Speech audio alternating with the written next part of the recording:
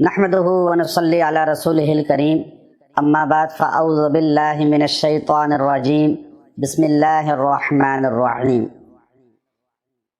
اللہ رب العزت نے انسان کی ضروریات اس سے پہلے دنیا میں اتاری ہیں۔ اب انسان یہ چاہتا ہے کہ میرے پاس دولت آئے، شہرت آئے، اور پھر دولت اتنی آئے کہ میری ساری ضروریات پوری ہو جائیں۔ اب انسان کی کتنی ضروریات ہیں انسان کے علاوہ کوئی نہیں جانتا۔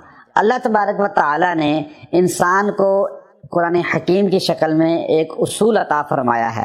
جو انسان اللہ تبارک و تعالی کے ان قوانین پر عمل کرتا ہے، اللہ تبارک و تعالی اس کو اس کی ضرورت کا رزق دنیا میں عطا کر دیتے ہیں۔ اب انسان جب رات کو سوتا ہے تو اس کے بعد اٹھتا ہے۔ اب سونے اور اٹھنے کے درمیان بھی کچھ مراحل ایسے ہیں کہ انسان کو اللہ تبارک و تعالی اپنا قرب عطا کرنا چاہتے ہیں۔ اب ایک ہے کہ آپ جب سو کے اٹھتے ہیں، اب سو کر ایک دم آپ غافل اٹھ کر نہ جائیں، باہر بستر سے ایک دم نہ اٹھیں۔ یاد رکھیے، پہلی بات یہ ہے کہ آپ بستر سے لیٹے ہوئے ایک دم اٹھ کے زمین پہ کھڑے نہ ہوں، بلکہ آپ پہلے اٹھ کر بیٹھ جائیں بستر پر، تھوڑی دیر کے لیے بیٹھیں، تقریباً 1 منٹ بیٹھ جائیں، پھر آپ زمین پر کھڑے ہوں۔ پہلے اگر آپ ڈائریکٹ زمین پہ کھڑے ہو جائیں گے تو آپ کے جسم میں بیماریاں جنم لیں گی، آپ تکلیف میں آ سکتے ہیں، کوئی بیماری بھی بڑی آپ کو لگ سکتی ہے۔ پہلے یہ نبی علیہ السلام کا طریقہ ہے، سنت، کہ آپ بیٹھ جائیں بستر پہ۔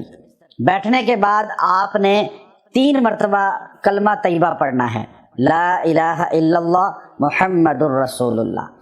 اب یہ 3 مرتبہ آپ جب بیٹھ کے کلمہ طیبہ پڑھیں گے اور اس کے بعد آپ نے ایک بار سورہ اخلاص پڑھنی ہے، قل هو اللہ احد، پوری پڑھنی ہے۔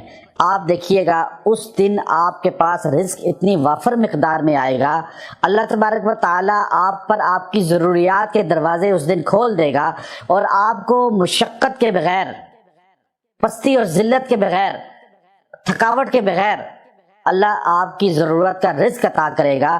یہ ہمارے اکابر کا مجرب طریقہ ہے کہ بیٹھتے ہیں تھوڑی دیر، اس کے بعد دل میں کلمہ طیبہ 3 بار پڑھا اور اس کے ساتھ ہی سورہ اخلاص کو پڑھا 1 بار۔ انشاءاللہ وہ دن آپ کا بہترین دن ہوگا، رزق وسیع آئے گا، آپ کے اس دن جتنے کام ہیں وہ اللہ انجام تک پہنچا دے گا۔ وآخر دعوانا ان الحمد للہ رب العالمین۔